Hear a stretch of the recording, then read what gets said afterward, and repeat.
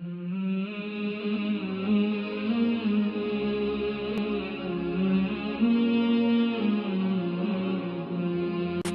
en 1948, l'État de l'Israël a fait de l'histoire palestinienne un chapitre de malheur et de porte de culture.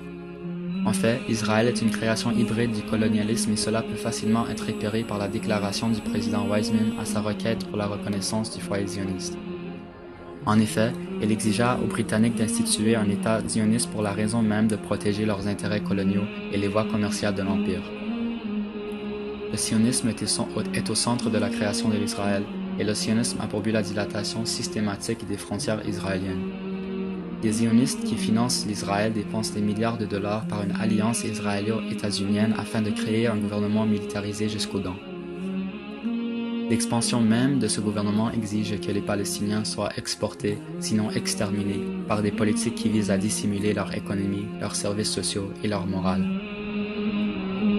En effet, dans l'infâme rapport Koenig, l'accroissement naturel des Palestiniens est perçu comme une menace à l'État. Il écrit, je cite, « La possibilité de réduire la concentration de la population arabe dans les régions où la population arabe est dense devrait être mise aussi à l'étude. La manière d'aborder ce problème devra différer des méthodes précédemment adoptées. » La réponse précédente a été rapportée par Haaretz, un important quotidien israélien, citant Aaron Yariv, membre de la Knesset et ancien chef des services de renseignement israéliens. Il dit « Certains sont d'avis qu'il faudrait exploiter une situation de guerre pour expulser 700 000 à 800 000 Arabes. De telles opinions sont courantes. Des personnes discutent de cette question et les moyens pour réaliser cet objectif ont été préparés. » Si ce n'est pas déjà assez révélateur quant aux intentions de l'Israël face aux Palestiniens, ce n'est qu'avec justesse que nous pouvons affirmer une tendance entre les chefs de l'Israël.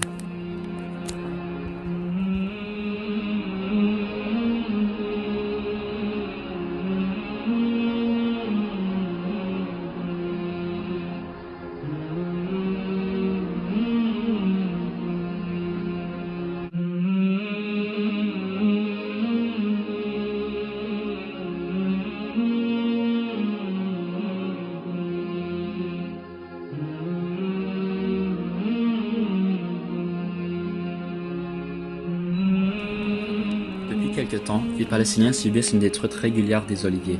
Ce qui semble inoffensif est en fait une déclaration sinistre de la part de l'Israël. L'olivier qui est un symbole de paix universelle est brûlé et l'économie palestinienne qui en dépend fortement est sous attaque.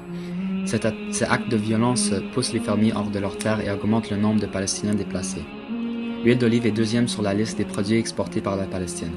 En 40 ans, plus de 1 million d'oliviers ont été détruits. Les pertes générées par le rasage des territoires entraînent des conséquences graves sur des milliers de fermiers et de familles. Le revenu de plus de 80 000 personnes a été directement touché par ces politiques. Les Palestiniens sont maintenus dans une peur constante. Les colons pourchassent les fermiers, les menacent et détruisent leurs récoltes. Ainsi, les fermiers ne peuvent souvent pas se rendre sur leurs terres agricoles. Évidemment, le déracinement des oliviers n'est pas sans juridiction. Elle viole directement les accords de Paris, de La Haye et la Convention de Genève ainsi que l'accord sur les droits économiques, sociaux et culturels. D'ailleurs, les Palestiniens sont forcés de garder une distance de plus de 600 mètres de la frontière entre Gaza et l'Israël. Cette zone tampon empêche les Palestiniens d'accéder à 30% des terres agricoles. De plus, 7350 hectares des terres arables de la bande de Gaza ont été complètement détruites par les opérations israéliennes. La dernière attaque à elle seule détruit 60% de l'industrie agricole. Certains arbres parmi ces oliviers ont 5000 ans. Ils ne portent donc pas seulement une signification économique, mais contestent aussi l'affirmation juive selon laquelle il y avait un foyer sans peuple, car l'olivier nécessite beaucoup d'entretien. Depuis 2000, environ 2 millions d'oliviers ont été détruits dans les territoires palestiniens occupés et sont remplacés par des pins. Depuis 1901, le Fonds national juif a planté plus de 240 millions d'arbres de pins dans le but d'européaniser un désert arabe et d'encourager l'influx d'immigrants européens.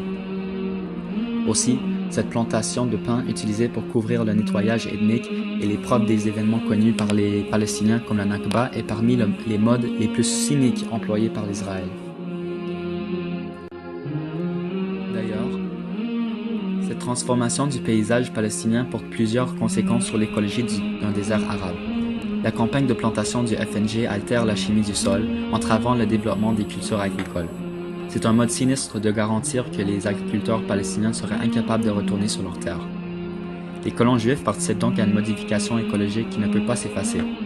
En outre, la bande de 12 km d'eucalyptus autour de la bande de Gaza plantée en matière de sécurité sécrète une substance qui inhibe la croissance de toute espèce proche. Elle est très susceptible aux feux sauvages et perturbe directement l'écosystème indigène. Des milliers d'arbres d'oliviers anciens sont coupés et par conséquent, la Palestine perd de plus en plus son histoire et son environnement naturel.